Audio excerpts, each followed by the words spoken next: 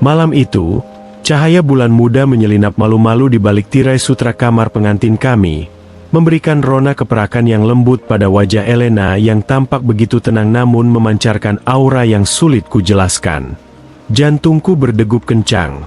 Suaranya seolah berdentum di dalam rongga dadaku, menciptakan irama kegugupan yang belum pernah kurasakan seumur hidupku. Tanganku yang terasa dingin perlahan menyentuh jemarinya yang hangat saat kami duduk di tepi tempat tidur yang beraroma mawar segar. Ada rasa canggung yang manis, sebuah ketegangan yang hanya dimiliki oleh dua jiwa yang baru saja dipersatukan dalam ikatan suci. Saat Elena menoleh dan menatap mataku dengan kedalaman yang menghanyutkan, rasa gugup itu perlahan berubah menjadi sebuah pengabdian yang tulus. Kami pun hanyut dalam malam pertama yang begitu sakral, sebuah penyatuan jiwa dan raga yang dilakukan dengan penuh kelembutan dan rasa hormat, di mana setiap sentuhan adalah bahasa cinta yang paling sopan, membuktikan bahwa malam itu bukan sekadar tentang hasrat, melainkan tentang janji untuk saling menjaga selamanya di bawah saksi langit malam yang sunyi. Semua ini bermula dari sebuah kesalahpahaman yang kupelihara dengan penuh rasa iba. Aku pertama kali bertemu Elena di sebuah pasar tradisional yang becek dan riuh.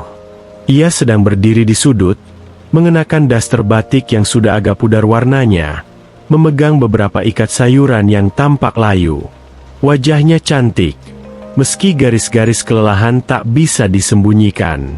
Aku, seorang pemuda yang baru saja memulai karir sebagai arsitek junior, merasa duniaku sejenak berhenti saat melihat matanya yang teduh. Aku mengira ia adalah seorang janda miskin yang berjuang keras menyambung hidup di kota yang kejam ini. Sejak hari itu, aku sering sengaja lewat di sana, membantunya membawa barang belanjaan, atau sekadar membelikan secangkir kopi hangat untuknya. Elena selalu menerima kebaikanku dengan senyuman yang sangat berkelas. Sebuah senyuman yang seharusnya tidak dimiliki oleh seseorang yang hidup dalam kekurangan. Namun, prasangkaku menutup mata logikaku. Aku jatuh cinta pada kesederhanaannya, pada caranya berbicara yang sangat tertata, dan pada ketegaran yang terpancar dari sosoknya yang sering dianggap remeh oleh pedagang lain. Keputusanku untuk meminang Elena tentu saja menjadi badai besar di keluargaku, terutama bagi ibuku. Ibuku adalah seorang pensiunan staf administrasi di sebuah perusahaan tekstil besar yang sudah lama bangkrut. Beliau adalah wanita yang sangat mementingkan harga diri dan status sosial. Saat aku membawa Elena ke rumah untuk memperkenalkannya, ibuku hampir jatuh pingsan. Beliau melihat daster sederhana Elena dan sepatu yang sudah sedikit mengelupas kulitnya, lalu dengan ketus berkata bahwa aku telah menghancurkan masa depanku sendiri. "Revan, kamu tampan, punya karir bagus. Kenapa kamu memilih janda yang bahkan tidak punya apa-apa untuk ditawarkan selain beban hidup?" kata ibuku dengan nada pedas yang sangat menyakiti hatiku. Teman-temanku pun tak ketinggalan mengejek. Mereka menyebutku sebagai pria yang kehilangan akal sehat, karena mau menikahi wanita yang usianya 10 tahun lebih tua dariku, dan terlihat seperti orang susah. Namun, semakin mereka menghina Elena, semakin besar keinginanku untuk melindunginya. Aku tidak peduli dengan hartanya, atau ketiadaannya, karena bagiku, Elena adalah rumah tempat jiwaku ingin pulang. Pernikahan kami akhirnya dilangsungkan dengan sangat sederhana di kantor urusan agama, tanpa pesta mewah, karena aku memang belum memiliki banyak tabungan dan Elena bersikeras tidak ingin merepotkanku. Ibuku datang dengan wajah masam, bahkan tidak mau menyalami Elena dengan layak. Beliau duduk di sudut ruangan dengan tangan bersedekap, terus menggerutu tentang betapa malunya beliau punya menantu seorang janda miskin. Elena hanya diam, menerima semua perlakuan itu dengan kesabaran yang luar biasa. Tidak ada sedikit pun amarah di matanya, hanya ada ketenangan yang misterius. Setelah acara selesai, aku membawa Elena ke sebuah rumah kontrakan kecil yang sudah kusiapkan. Di sanalah, malam pertama kami berlangsung dengan penuh perasaan haru. Aku ingat betapa tanganku gemetar saat melepaskan kerudung pengantin sederhananya, dan bagaimana Elena berbisik bahwa mulai detik ini, Hidupnya adalah milikku. Perasaan gugup itu kembali datang, membuat napas kami saling beradu dalam keheningan malam yang indah, mengukir kenangan pertama sebagai suami istri yang sah dengan cara yang paling terhormat dan penuh kasih sayang. Kejutan besar itu baru dimulai seminggu setelah pernikahan kami. Pagi itu, ibuku datang ke kontrakan kami dengan wajah yang masih menunjukkan ketidaksukaan. Beliau berniat memberikan beberapa perabotan bekas agar kami tidak hidup terlalu melarat, katanya. Saat itu, Elena sedang berada di dapur, sementara aku sedang sibuk di depan laptop. Tiba-tiba, ada ketukan keras di pintu. Seorang pria parubaya mengenakan setelan jas yang sangat mahal berdiri di depan pintu kontrakan kami yang reot. Ia tampak sangat terkejut melihat lokasi tempat tinggal kami. Pria itu bertanya apakah benar ini rumah Ibu Elena. Aku mengangguk bingung. Ibuku yang tadinya sedang mengomel di ruang tamu, tiba-tiba mematung saat melihat pria tersebut. Wajah ibuku berubah pucat pasi. Matanya membelalak seperti melihat hantu. "Ah, Pak Gunawan?" tanya ibuku dengan suara gemetar. Pak Gunawan adalah mantan direktur utama di perusahaan tempat ibuku bekerja dulu, seorang pria yang sangat berpengaruh di dunia bisnis tekstil nasional. Pak Gunawan tidak menghiraukan ibuku. Ia justru langsung menoleh ke arah dapur saat Elena keluar dengan membawa nampan berisi teh. Pria itu langsung membungkuk hormat. Sebuah gerakan yang sangat dalam dan penuh rasa takzim. "Ibu Elena, akhirnya saya menemukan Anda. Kami semua di kantor pusat kebingungan mencari Anda setelah Anda memutuskan untuk menghilang dan menjalani hidup sederhana ini. Perusahaan membutuhkan tanda tangan Anda untuk ekspansi ke luar negeri," ucap Pak Gunawan dengan nada bicara yang sangat formal dan penuh hormat. Aku terpaku. Ibuku hampir saja jatuh dari kursinya. Ternyata, wanita yang selama ini aku kira janda miskin, wanita yang diejek ibuku sebagai beban, adalah Ibu Elena, pemilik tunggal sekaligus mantan CEO dari perusahaan besar di mana ibuku dulu hanyalah seorang staf kecil. Elena selama ini sengaja menyembunyikan identitasnya dan memilih hidup di lingkungan yang biasa saja, karena ia merasa jenuh dengan hiruk-pikuk kemewahan yang menurutnya sangat palsu. Rahasia besar itu mulai terungkap satu persatu. Elena menjelaskan bahwa setelah suaminya meninggal dunia bertahun-tahun yang lalu, ia mewarisi semua aset perusahaan namun, ia merasa kehilangan makna hidup dalam kemewahan. Ia memutuskan untuk menyerahkan operasional harian kepada profesional seperti Pak Gunawan dan memilih untuk menghilang agar bisa menemukan seseorang yang mencintainya dengan tulus tanpa melihat angka di rekening banknya. Revan adalah satu-satunya orang yang memperlakukanku seperti manusia seutuhnya, bukan seperti tumpukan uang, kata Elena sambil menatapku dengan mata berkaca-kaca. Aku merasa duniaku berputar.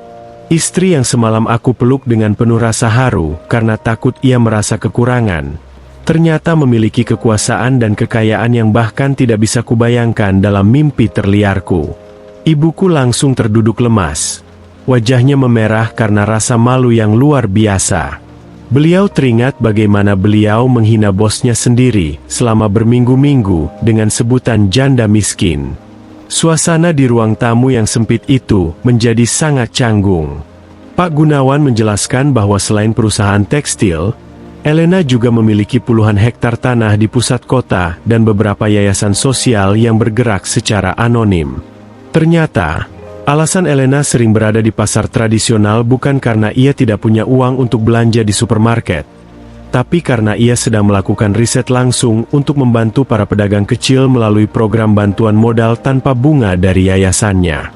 Segala kebaikannya yang selama ini dianggap sebagai kemiskinan oleh orang lain, sebenarnya adalah bentuk kerendah hatian seorang wanita yang sudah memiliki segalanya.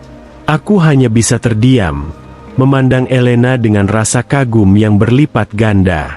Bukan karena kekayaannya, tapi karena betapa hebatnya ia menyembunyikan semua itu hanya untuk mendapatkan cinta yang murni. Ibuku, dengan suara yang hampir tidak terdengar, akhirnya memberanikan diri untuk meminta maaf. "Bu Elena, saya Saya tidak tahu. Saya benar-benar minta maaf atas kelancangan saya selama ini, ucap ibuku sambil menunduk dalam. Elena, dengan keanggunan yang tetap sama seperti saat ia memakai daster batik di pasar, mendekati ibuku dan memegang tangannya. Ibu, jangan panggil saya seperti itu. Saya adalah menantu ibu. Apa yang sudah lewat, biarlah lewat. Saya sengaja melakukan ini karena saya ingin memastikan bahwa putra ibu mencintai saya karena jiwa saya, bukan karena apa yang saya miliki. Dan Revan telah membuktikannya, jawab Elena dengan sangat lembut. Tidak ada dendam di suaranya, hanya ada ketulusan yang luar biasa. Di saat itulah, ibuku menangis sesenggukan, menyadari betapa piciknya penilaian beliau selama ini terhadap seseorang hanya berdasarkan penampilan luar. Setelah kejadian itu, hidup kami berubah secara drastis. Namun Elena tetaplah Elena yang sederhana. Kami pindah ke sebuah rumah yang lebih layak, namun tetap jauh dari kesan mewah yang berlebihan. Elena tetap suka memasak sendiri, dan kami sering menghabiskan waktu bersama di taman belakang rumah sambil mendiskusikan banyak hal. Aku tetap bekerja sebagai arsitek, karena Elena ingin aku tetap mandiri dan mengejar impianku sendiri. Ia tidak pernah menggunakan kekayaannya untuk memanjakanku secara berlebihan, melainkan untuk mendukung setiap langkahku agar aku menjadi pria yang lebih kuat.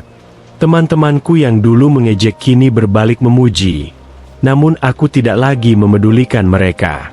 Aku belajar satu hal yang sangat berharga, bahwa permata yang paling indah seringkali tersembunyi di balik lapisan lumpur yang tebal.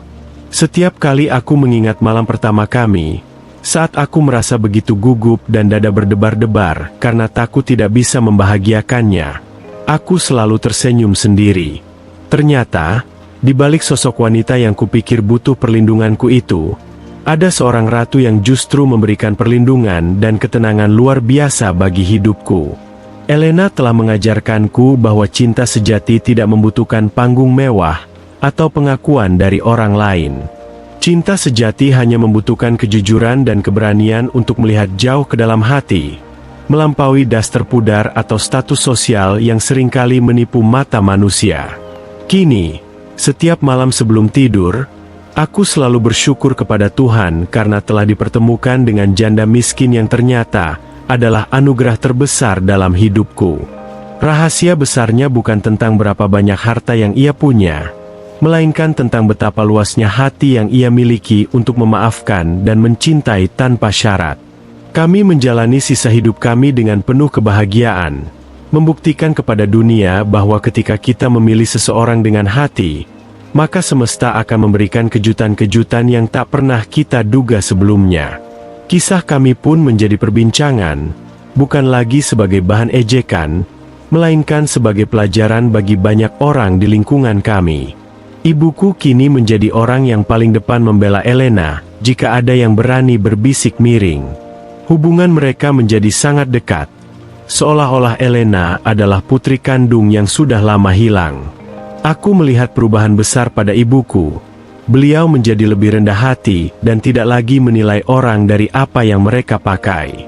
Itulah kekuatan dari rahasia besar Elena, sebuah rahasia yang tidak hanya mengubah status finansial kami, tetapi yang lebih penting, mengubah karakter dan cara pandang keluarga kami terhadap kehidupan.